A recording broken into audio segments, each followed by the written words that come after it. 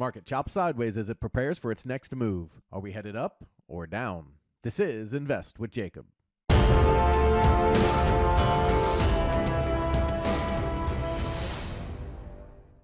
Okay, guys, so in yesterday's video, we were talking about the fact that we were looking for the market to test the 4880 1.0 area, and just after the close yesterday, they did that before bouncing higher in the pre-market, then selling sideways most of the day. Now, the question is that wave 4 over? I'll get into that in just 1 second, but first, if you're new here, welcome to the show, guys. My name is Jacob Gabbard, and this is Invest with Jacob, where we use Elliott Wave Theory to break down the SP500 and the NASDAQ. I highly encourage you to hit that subscribe button down below so that you can get our daily S&P updates, our trade setups, and our buy alerts. All right, guys, the market pulled down and tried to retest yesterday's low, but was unable to break through and then bounced into the close. So let's jump into the chart and take a look. Okay, guys, so here we are on the 5-minute futures chart for the S&P 500. We were looking for that wave 4 to come down into that 4882 area. After the close yesterday, they did bring it down to 4889, was just 7 points shy. You'd like to still see them get a little closer, but close enough that this is definitely a valid wave 4. No issues there. What we haven't seen is an incredible move up, but I would count this right now, given the structure here and the overall sloppy corrective move to the downside off of this high where you'd expect a C wave.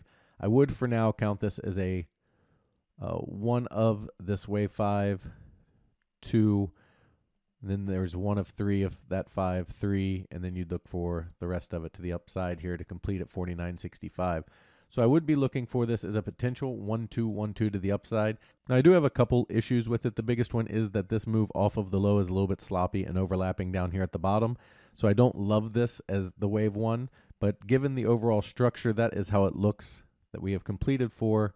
And you have a 1-2, and then you'd be looking for this to be wave 1 of 3, 2 of 3, and then 3, 4, and 5 up here toward 49.65 as our next target. So as long as they can hold this low from yesterday where they bottomed at about 48.96, as long as they can hold that on any pullback, then we are looking for them to break out over yesterday's high and then over Wednesday's high. And if they're over Wednesday's high, that's a really good indication that we're going to be breaking out towards 49.65 next. That would be the first target, and the second would be the 49.85 area. And remember, they did get to the 382 here. So it is possible that this wave 3 will extend up to 49.85 like this. So that would be what we'd look for next on the bullish side. As long as they hold that low, break this high here at 49.25, it's a very strong indication that we're going to break out toward that 65 to 85 area to the upside. To the downside, you'd really like to see another high over this high, but under this one, if that makes sense, where this is kind of your A, B, C for B. And then you get a C wave down toward that 48.82 area to complete wave 4. I think it looks better this way, honestly, overall. But given the overall bullish nature of this market and this structure here to the downside being very overlappy and how high they've come up into this area here, I do give the bulls the benefit of the doubt. So I would look for them to be holding a low and breaking out tomorrow as opposed to a total breakdown to 48.82. But if they do push up and we start to see a 5-wave move to the downside, that would be a clear indication that we're in this C wave down towards 48.80, and then we would look for that support to hold. Over on the NASDAQ, another reason you could be bullish here is the NASDAQ. They had a much cleaner chart today and a much cleaner scenario as they normally do, or have been lately anyway over the last year or so. So on the NASDAQ, you had a very clean A, B, C down that came basically into the 1.0, missed it by a couple points here, and then bounced from there. And you could be seeing, the start of the next move up on the NASDAQ where you get a 1-2 breakout setup. So NASDAQ does look a lot more like it's completed a wave 4. Now this selling that they had here at the close, not the greatest pullback. You'd like that to hold a little bit higher. So that is a little concerning. But this selling right after the close, we'll have to see how that plays out. But overall, the NASDAQ was a much cleaner A, B, C to the downside, where you'd now look for this to hold this low here from yesterday and start a breakout, and then back over the B wave high here at 17,748 points us well on our way up to the 1618 area, which is the 17,866 to 17,972. And remember, they pushed through their 1382, so very likely they can come up and hit this 972 area if they're going to break out. So back over yesterday's high is bullish. That's where we would start to look for this 866 to 972 area. Below yesterday's high and continuing into the downside. So if they give us a move where we get an ABC up as opposed to an impulsive move. Maybe this is A and B, and we get a C wave up like this, and then they come down and break this low. Then we're looking at a bigger down move toward that 17,500 area, and we would look for that to hold next in this wave 4 here, where this would move over, and this would move over here like this. So NASDAQ, the selling at the close or just after the close, the hour after the close, was a lot of selling. So they need to hold this low. As long as they can hold this low for yesterday, they can build an impulsive structure to the upside where you have 1 up, 2 down, and then go from there. And then again, the targets would be 866 up to the 972 area to complete this circle 3. And then complete wave 5 to complete this wave circle 3. Then we'd look for our next pullback. So NASDAQ, very good ABC on the structure. This little hour bar here, though, is a little concerning, but it's an after hours bar, so those can get bought up pretty quick. We'll have to see, again, how they open and react overnight. But the key level on the NASDAQ will be the 17,754 level, back over that, and we very likely head towards 860 to 972. Guys, if you love the information that I put out in these videos and you want real-time market updates from me, you need to check out investwithjacob.com. There's a link down in the description. Go ahead and click that link. It'll take you right over to the website. Once you're there, check out our membership plans area. We have 2 incredible plans, and they both come with a 7-day free trial.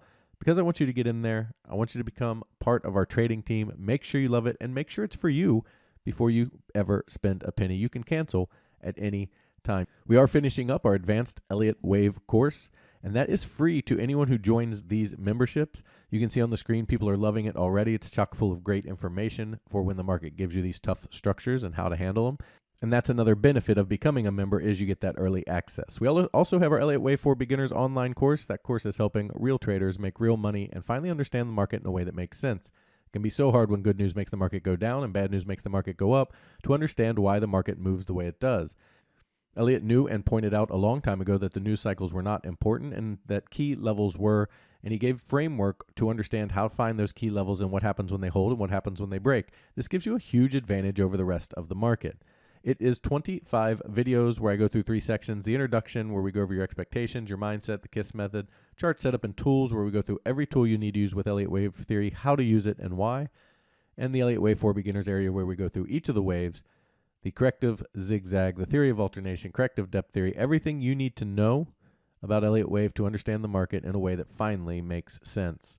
The cool thing, guys, is if you don't want to pay the $67, I totally understand. You can get this course, the advanced course, and any other training material we release for free just by joining one of our monthly rooms. In our first room, the Invest with Jacob room, you get all of my real-time market updates, all of my buy and sell alerts, all of your Elliott Wave questions answered, a midday video where I go over exactly where we are in the counts and what to expect, as well as the training material you just saw. We trade the SPY and the QQQ, which means we trade quite often in my room because we swing and day trade. If you're looking for individual stocks, income trading, futures trading, as well as advanced training, you need to check out PT's Throne Room. In there, you get everything you get in the Invest with Jacob room, as well as individual stocks, futures trading, day trading, and advanced training. PT kills it in there. He's got his reduced risk binary method that absolutely crushes the market. He gets you in at a cheap price and gets you big multiples on your money, and that's something you really got to see to understand, which is another reason we give you that 7-day free trial. He also started a challenge account where he put $4,000 into an account, trading mini ES futures, showing you how to build a small account into a large retirement or savings account. Guys, we would love to have you in these rooms so we can all make money together. All right, the key takeaways for today. We'd like to see a little bit of a pullback in either case by the bears or by the bulls, because this would be your wave 2, 1 of 3. Look for a little bit of a pullback in 2 of 3 or a breakdown if we're coming down in this C wave, but a pullback in either way, and then a break over the highs. Very bullish. If they break yesterday's low, we're looking down toward that 48.80 area to hold, then react from there. Over on the NASDAQ, the selling at the end just after the market here was pretty good. They sold it all the way back down toward the body low, not quite the wick low, but the low of the body candles for the day. And we do have a nice ABC structure here. Doesn't mean they can't make one more low down toward that 530 area and go higher, but they do have a complete ABC structure, so we could look for them to hold this low and then start a breakout to the upside, targeting the 866 to 972 area. If they do come down and break this low, Then we'd be looking at the 530 area just below, all the way down to as low as the 417 area on the 17,000 side. So 17,417. Guys, it's the weekend. Grab yourself a drink, get out of the house, enjoy your family, and I will talk to you next week.